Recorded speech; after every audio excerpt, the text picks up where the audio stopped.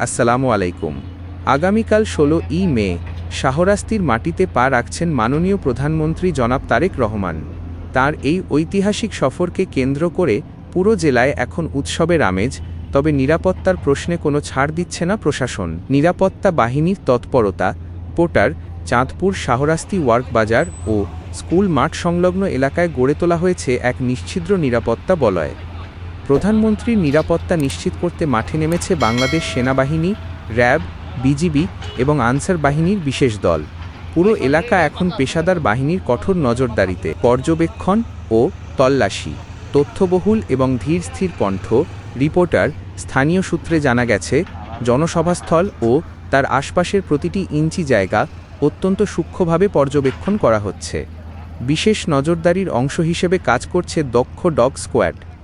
প্রতিটি প্রবেশপথে বসানো হয়েছে মেটাল ডিটেক্টর এবং সিসিটিভি ক্যামেরা। যে কোনো ধরনের অপ্রীতিকর পরিস্থিতি এড়াতে সর্বোচ্চ সতর্ক অবস্থানে রয়েছে আইন শৃঙ্খলা রক্ষাকারী বাহিনী। জনসাধারণের প্রতিক্রিয়া আবেগী ও কিছুটা উচ্চকিত কণ্ঠ রিপোর্টার। তবে এই কড়া নিরাপত্তার কড়াকড়িতে বিন্দুমাত্র বিচলিত নন স্থানীয়রা, বরং প্রিয় নেতাকে নিজ এলাকায় কাছে পাওয়ার আনন্দে উচ্ছ্বসিত পুরো চাঁদপুরবাসী। দীর্ঘ প্রতীক্ষার পর প্রধানমন্ত্রীর এই আগমনকে কেন্দ্র করে সাধারণ মানুষের মাঝে বইছে আনন্দের জোয়ার। আমেজ এখন পুরো শাহরাস্তি জুড়ে। নিরাপত্তা বাহিনীর তৎপরতা, সেনাবাহিনী, র্যাব, বিজিবি ও আনসার সদস্যদের টহল। ভয়েস ওভার, প্রধানমন্ত্রীর সফরকে কেন্দ্র করে নিরাপত্তার চাদরে ঢেকে ফেলা হয়েছে পুরো এলাকা।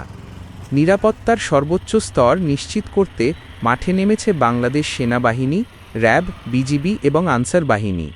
প্রতিটি প্রবেশপথে বসানো হয়েছে কড়া নজরদারি, ডগ স্কোয়াড ও তল্লাশির দৃশ্য। শেষ নিরাপত্তার অংশ হিসেবে কাজ করছে অত্যাধুনিক ডগ স্কোয়াড। প্রতিটি কোণ, মঞ্চ এবং সংলগ্ন এলাকা ডগ স্কোয়াড দ্বারা নিবিড়ভাবে পরীক্ষা করা হচ্ছে। কোনো ধরনের ঝুঁকি এড়াতে গোয়েন্দা নজরদারির পাশাপাশি ডিজিটাল পর্যবেক্ষণে রাখা হয়েছে পুরো শাহরাস্তি।